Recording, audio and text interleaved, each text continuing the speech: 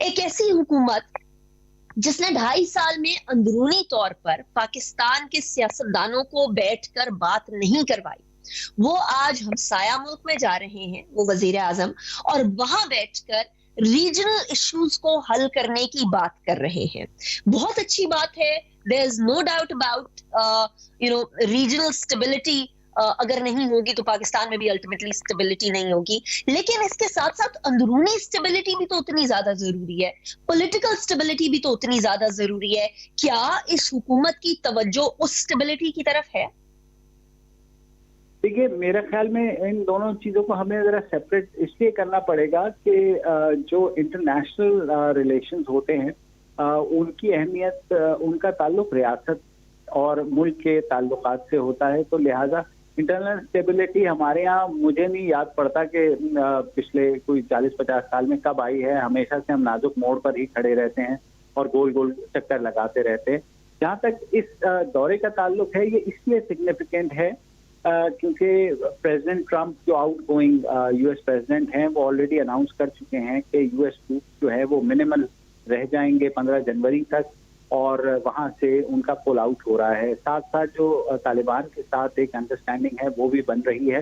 تو میرے خیال میں میں جس طرح سے، کیونکہ میں اس کو فالو کر رہا تھا 1-2 دن سے، تو آپ کو پتا ہے افغانستان کے اندر حکومت کی سطح پر خصوصاً یہ ہے کہ بلیم گیم چلتی رہتی ہے کہ جو کچھ افغانستان میں ہے وہ پاکستان کرا رہا ہے.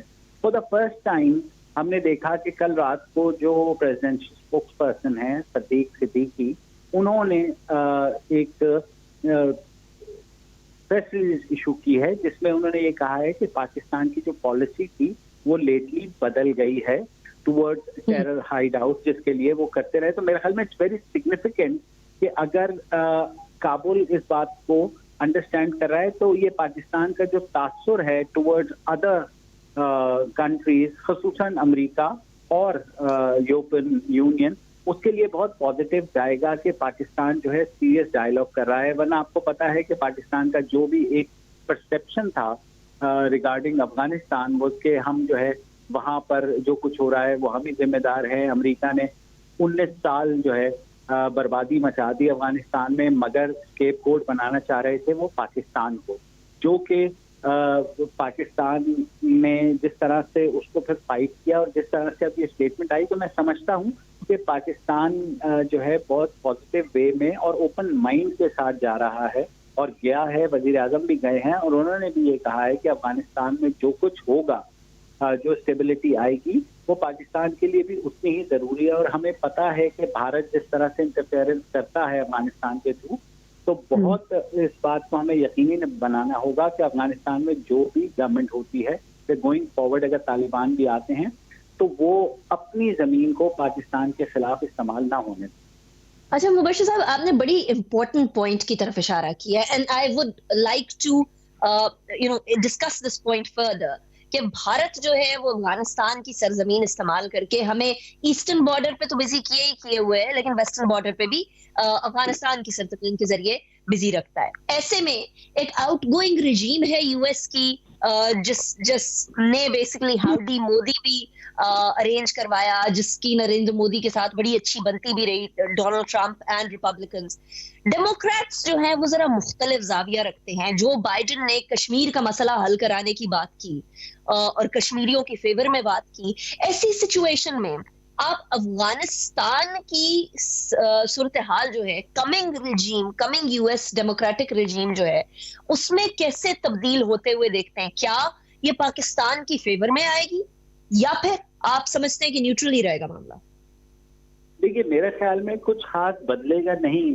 جو ٹرمپ کی اسٹریٹجی تھی وہ زیادہ ریٹریکل تھی اور بہت زیادہ وہ بلی کرنا اس کی اسٹریٹجی تھی. جو بائیڈن کا جہاں تک تعلق ہے، جہاں تک آپ نے کشمیر کی بات کی، تو ان کی جو اسٹیٹمنٹ ہے وہ صرف ہیومن رائٹس ابیوزز تک ہی محدود رہے گی. ایسا نہیں ہوگا کہ جو نئی امریکی ایڈمنسٹریشن ہے وہ فوراً ہی پاکستان کے موقف کو سراہنا شروع کر دے گی. انڈیا ابھی بھی ان کا ہی ایلائے رہے گا اور اس ریجن میں چائنا کو کاؤنٹر کرنے کے لیے میرا نہیں خیال کہ یو ایس کی پالیسی میں کوئی تبدیلی آئے گی. وہ اسی طریقے سے بھارت کے ساتھ اپنے ریلیشنز رکھیں گے. हाँ, जहाँ तक कश्मीर में ह्यूमन राइट्स एब्यूजेस की बात है, उस बारे में जो बाइडेन बोल चुके हैं, तो मेरे ख्याल में वहाँ थोड़ा सा प्रेशर आएगा, लेकिन जो इस वक्त ओवरऑल दुनिया का माहौल है, मेरा नहीं ख्याल कि ह्यूमन राइट्स एब्यूजेस के ऊपर कोई बहुत ज्यादा शोर मचेगा अमेरिका में या यूरोपियन यूनियन के अंदर। तो हमें इस बात पे कॉशियस रहना चाहिए कि जो बाइडेन के आने का मतलब ये नहीं है कि यूएस की जो पॉलिसी टुवर्ड्स पाकिस्तान है सॉफ्ट अप होगी, और मेरे ख्याल में हमारे पॉलिसी मेकर्स के अंदर ये अंडरस्टैंडिंग मौजूद है।